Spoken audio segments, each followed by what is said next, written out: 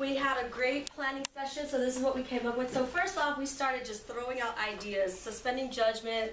We just, whatever was in our heart, whatever was in our minds, we just put all of our ideas right here. So that was how we took the planning process. So some ideas were we wanted to make sure that for new members joining any existing organizations that we have an orientation for them of about a week long, just to kind of get them going with all of the whether it's the 7 habits or the path. We talked about creating marketing assets. There's going to be templates that we can all repurpose. So if we just all agreed on one design, one type of template, we would have marketing assets that we could use, whether they're flyers, email templates, Facebook posts, and all we would have to do is just put in our city, put in the date, put in the time, so it's already created and it's consistent. So it's like the branding of it is all the same. We're not saying different things. We all have one vision, one goal. We wanted to also create an alumni support network. So what about after the youth, the people that go through, we want to know how they're doing. For me, Lee's going to implement this as new curriculum for our existing youth and having it be like one full semester. We wanted to create that data repository. So for Mr. Lee, we want to be able to be accountable. We want to present to him like we trained X amount of people and this is how the impact is. So we want to back it up with data, with numbers. We want to give him reports. So we thought about getting Salesforce CRM because it's free. Self-promoting. It's $3.99. So an example would be a CRM system, or maybe it could be a Google Sheet, whatever we feel comfortable with. It doesn't have to be Salesforce. It's just an example. But basically being able to run analytics. Analytics is really important because Mr. Lee he's a businessman and he's a financial planner. So we have to think how what would really sell him to keep supporting this social return on investment. Exactly. Retreat. Get on that too, because I want to show my husband later. Yeah.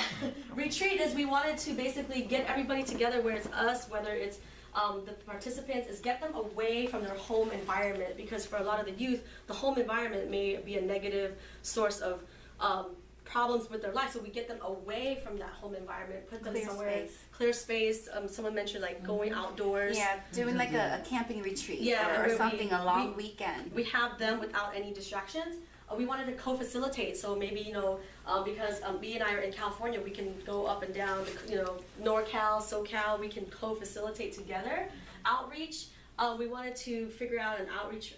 Youth groups, schools, universities, Cambodian Student Association groups.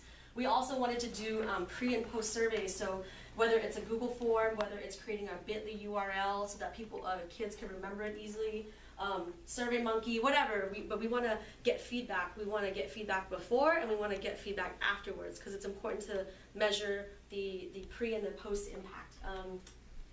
That's everything, right? Retreat? Okay, so those are all of our ideas, and what we did next is, do you want to present the timeline? Oh, sure. So basically, she did all the work there. we just categorized it then, because I'm all about like mind mapping, like planning out. Having that is great. It freed up our ideas from our head, but now it's about strategy and what we do, those steps, breaking it down so that it actually goes somewhere. What is that? Knowing the end. This is knowing the end. I wasn't on that. I tried. I'm sorry. I'll do that dance. Okay. So first, in preparation, phase 1, creating and preparing all the materials. There was great materials here, but now we have to synthesize it. So we're gonna, maybe get together and do like marketing assets. What she said right there. I'm not gonna explain it. I'm just gonna go through the steps here. And then open up the Salesforce account and then get us our user IDs in order to go in, and perhaps having someone help us customize it so that it works with what we're doing. The pre and post surveys, and I wanted to add that not just pre and post surveys for our participants, but for us too. Pre and post surveys for the sessions, like maybe pre what we planned, all the things that we had, and then at the end, after we do facilitate, what we can improve on, the delta and the pluses for us to look at. And then also working together to do the outreach strategy. These may all be a sheet in our Google Docs, shared docs that we can add in as we have ideas. Prepare timeline. Okay, so prepare the timeline for it, create curriculum, and then plan, strategize with potential co-facilitators. Like we were thinking, we're both on the East Coast, so maybe we can, you know, pair up and do things like that. Phase 2 is to implement there. We co-facilitate sessions and retreats, do the pre and post surveys, and host orientation sessions. And lastly, this is where the follow-up comes, and it's where we input the data into Salesforce for the analysis and also the surveys for ourselves.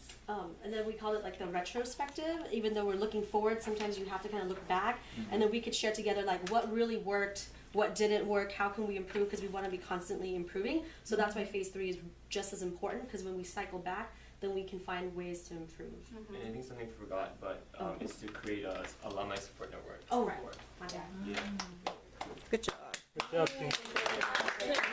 Program, we were trying to figure out how to integrate it in the current programs that we have, and then we realized that there are a lot of skills being taught in these programs, so we kind of categorized it life skills. And then we looked at the different programs that each one of us run and try to figure out the life skills that best fits into that program. So we're looking at it that this is more as a pilot opportunity for us to see what it looks like, how it fits, looks at how it aligns with our learning objectives for our current program, and then we can pick and choose, you know, based on that pilot, and then the possibility of even creating its own program later on. So I work with the Refugee Center in Syracuse, New York, which brings in different types of refugees, and we work with a lot of little kids. So I thought of maybe creating a program just based on the life skills that's tied to it. And I'm thinking about a 3-day workshop, just breaking it down to 2 to 3 hours a day, focusing on a small market segment of the kids, and most likely between 14 and 16, just keeping it small, keeping it very casual, but then tying it to education, and that way I can get the parents support. If I say that this is life skills going to help your kids become better students, prepare for college, it's an easy sell to the parents, and then it also forces the parents to make sure that their kids are there. But also when it comes to the kids, I want to create an experience. In order for them to feel like they are special, we want to create like an academy where kids feel like they are part of something bigger, they are part of award ceremonies. We're going to do some social media that ties to it, take them on field trips and things like that. I'm looking at fall 2015 because my summer's ridiculous. And to market it, social media, brochure, the certificate program, and then also putting it on YouTube later on so they can actually see what's going on. And then you got ARC. Yes, basically action plans, the immediate action plans when go back to Georgia, and I'm ready to roll it out this summer because like I said, unlike the other organization, I already have an audience that's mandated by the penal system to be there. So I'm gonna talk to the ED and see if I could, you know, offer the service like how you did, Nancy. Like, okay, this is a free service, you know, I would like to offer to your kids, you know, and the reason why they're here because they're lacking life skill and they're on the wrong path, so we want to set them to the right path with the teens. Okay, my program, Long Beach and Orange County or just LA. I'm pretty new, so I'm going to collaborate with, you know, the experienced expert like Nancy Lee and B and whoever else want to help. So I would like to start in LA, that's closer to my home. So I have to do a lot of groundwork building, meaning, you know, finding the kids, the youth in Long Beach area, and probably going to teach there, maybe at, if it's easier, at some kind of a central place or their high school, and maybe also at the temple in LA, and we want to start in the fall. And a lot of the ideas being presented are really well thought of, and I'm just going to use the power of leverage, what has been set out to, and then we just work together and, you know, start implementing in the fall. Yeah. Another thing I forgot to mention is that I will, you know, in addition to what we're doing, we'll, you know, me personally will participate into this system right here and, you know, be part of that feedback and the data collections. Lala? Perfect, thank you. Oh, okay, so my focus is the OC region and also Long Beach, but for OC I want to focus colleges and then LB the high schools. So I want to figure out the incentive, so like Imad said, just having that inclusiveness. Our programs, I want to make sure that kids will want to go, they want to be a part of something, because and just really figuring out why kids, want to go. Like, are we going to get them gift cards? Are we going to make it an academy? And having certificates or even like an award ceremony.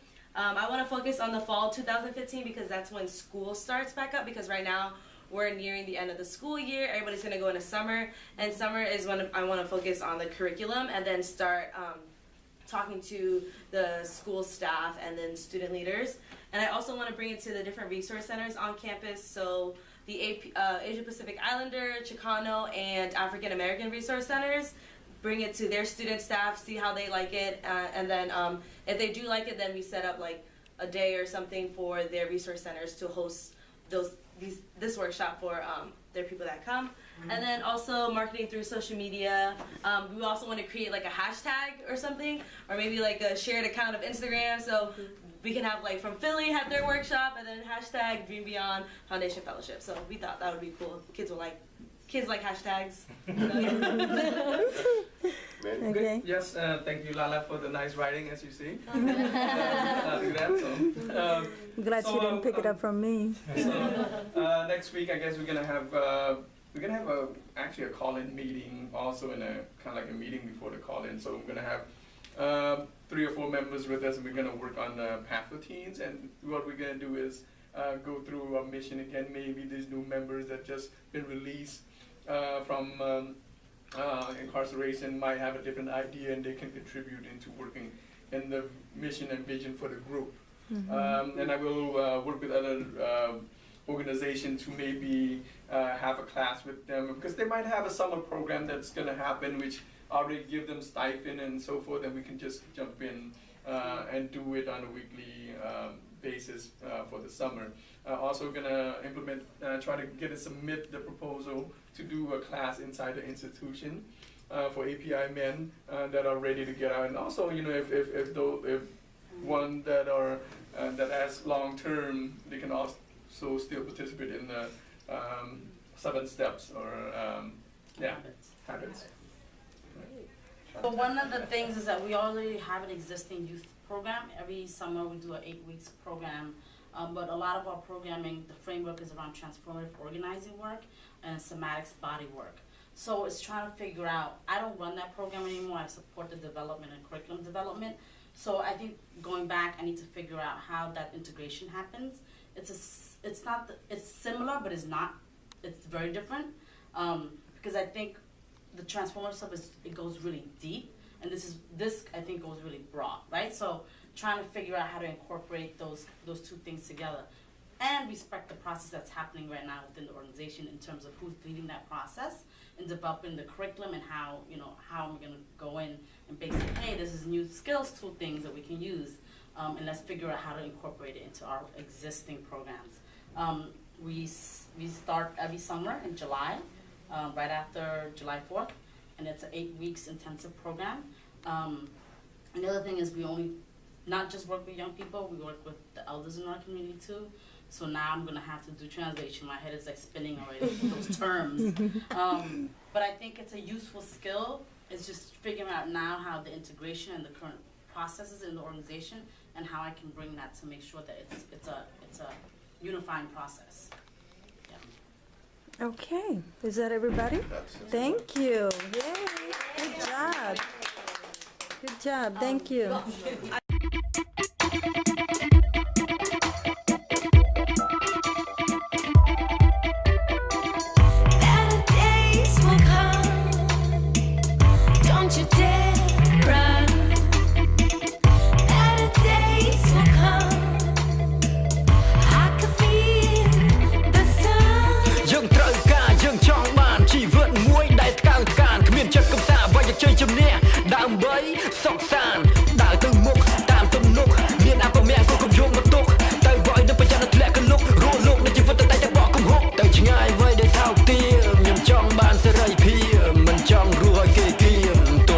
Chỉ vượt mùa đam mê con là phía